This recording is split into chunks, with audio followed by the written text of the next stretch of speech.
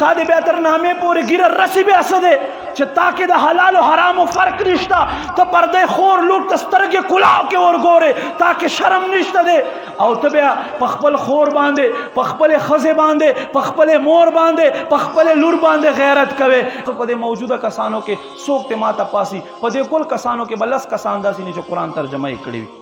ستا زندگی څه شوه بیا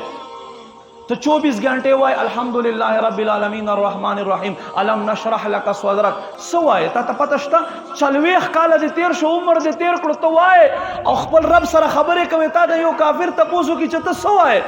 څه جواب باور کوي دا زمونږ حال دی کله چې 1947 کې پاکستان آزادو د پښتانه لک دین کې ډیر زیات محبت لري ډیر زیات محبت لري خو محبت خپل طریقې په محبت طریقې هم نه پويږي نو یو پښتون د یو سیک په سینه باندې سور شو په کوهاټ کې ورته شابه کلمه وای کنه دالته د علالم سیک پوه شو چې زه خو پاکیده کې سیک یم ګوره خدا مسلمان دې پرېږدی مې نه لالی مې چې پوه شو چې اوس بس مجبوري ده وای بس کلمه راته ووایه بس زه مسلمانېږم دلته مسلمانې په آرام سره سینې نه پاس دی ما ته کلمه چېرته راځي اے عقلمند زتانه تپوس کو 40 سال عمر دے تیر شو توائے اللہم صلی علی محمد التحیات للہ والصلوات والطیبات تسوائے تا تسپت تسوائے لگیا ہے او راشه بیا سلام وګرځي او چې څوک ته مخې ته تیر شي بیا ورته ببر شي لري ته نه ګورې زه مونځ کوم خو ته مونځ کې خو ته څه وایې ما عزتمندو صرف خپل ګریبان ته قتل پکار دی صرف گریبان تا قتل جما جون پس کې تیر شو صرف په پیسو شمارلو کې تیر شو صرف په کور جوړولو کې تیر شو ستا هغه آخرت ته پاره سپرې خو مونځ کوي ستا ته د مونځ سپته ته سوای یو ځل مجنون تیرې دو یو کس و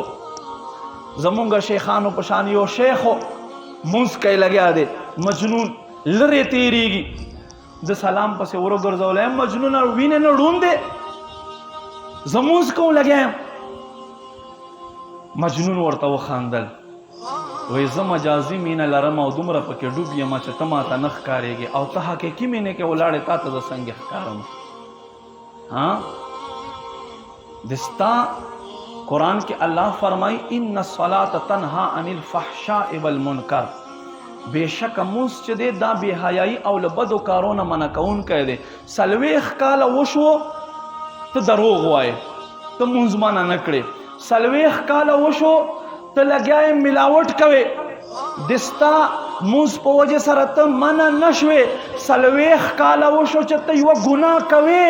تا ته شرم نه پې درځي ته منع نه شوې خو پوه شه چې دا مونځ دی نه د هسې رسم کوې هسې دې ځان خوار کړی دی لګیا یې ته شاودسو کې او راشه ودرېږې قرآن وایي ان الصلاة تنها عن الفحشاء والمنکر بېشکه مونځ چې دی دا بې حیایي او له بدګړو نه منع کوونکی ده 40 کاله 40 سال راسې ته له مونځ دی غلطو نه منع نه کړې خو ته پوه شه چې ځان ته دوکه ورکوې هسې لګیا یې نبي علیه السلام فرمایي یو سړی به وي 40 کاله به عبادت کړی بل روایت کې راځي 50 کاله به عبادت کړی وي خو فرمایي یو کال عبادت سکے ایوه میاشت عبادت سکے ایوه هفته عبادت سکے حضور فرمایي په دې عبادت کې به الله یو مونځ هم نه قبلې د په مخ په اور گزار